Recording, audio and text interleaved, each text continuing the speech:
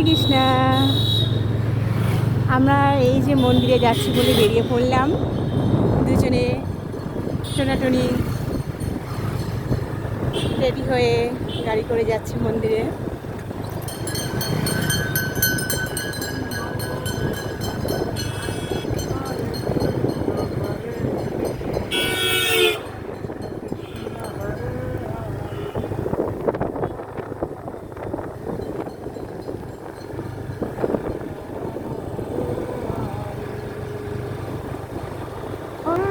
সামনে গেলেই মন্দির দেখা যাবে।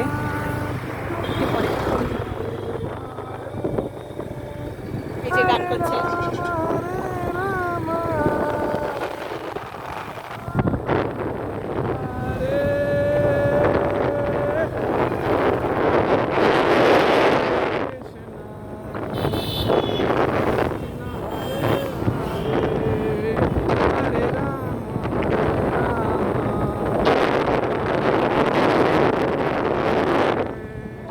সুন্দর।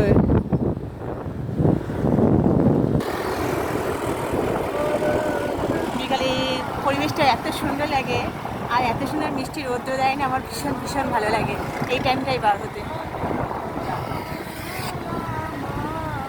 আমার প্রভু কীর্তন করতে করতে যাচ্ছে মন্দিরে।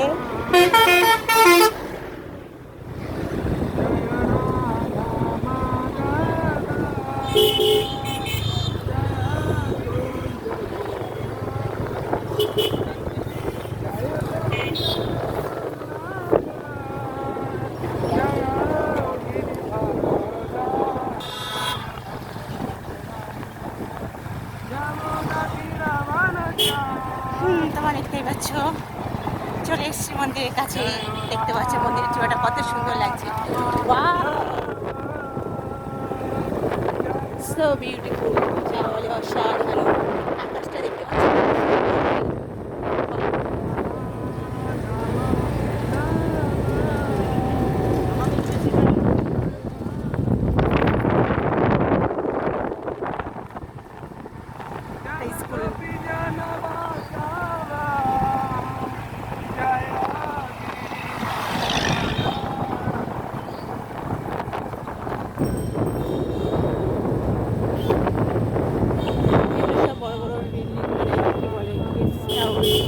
সবাই এসে থাকতে পারবে।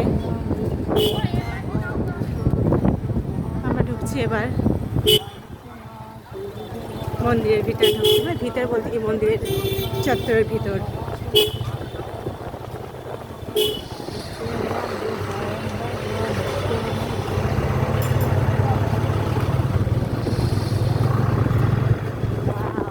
আমার একটা বিল্ডিং, সব ভক্তরা এসে থাকে এখানে। আমিও দেখেছি অনেকবার।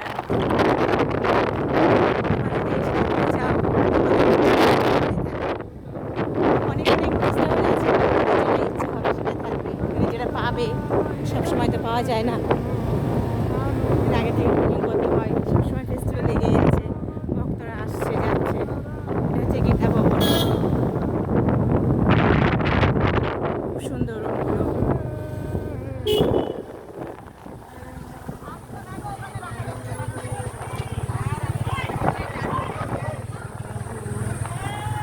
এটা হচ্ছে পার্ক। প্রোগ্রাম শেষ। মায়াপুরে অনেক কিছু দেখার আছে, অনেক কিছু জানার আছে। তোমার না এসে বুঝতে পারবে না, জানতে হবে সব কিছু। তোমার যারা যারা আসনি, একবার অন্তত এসে ঘুরে যাও। আমি তো বলবো খুব ভালো লাগবে তোমাদের। কত সুন্দর লাগছে, আর কাছে এসে দেখলে তো অসাধারণ।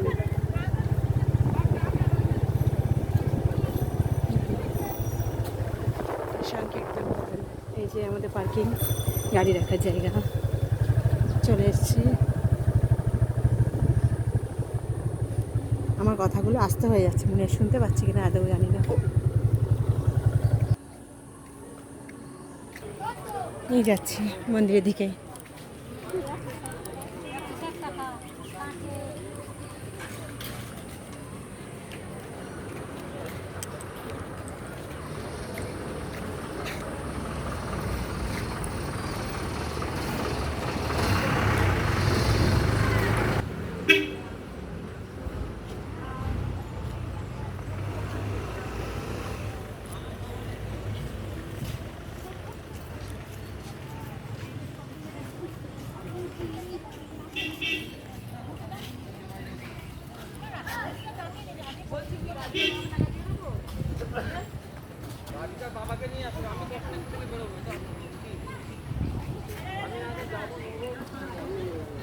সামনে গেলে মন্দিরের গেট, ঢুকবো।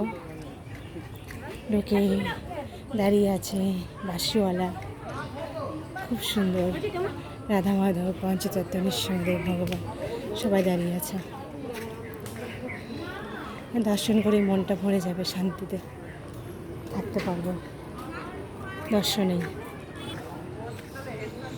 আমরা আস্তে আস্তে যাচ্ছি গুটি গুটি পায়ে মন্দিরের গেটের দিকে। ঠিক আছে, হরে কৃষ্ণ।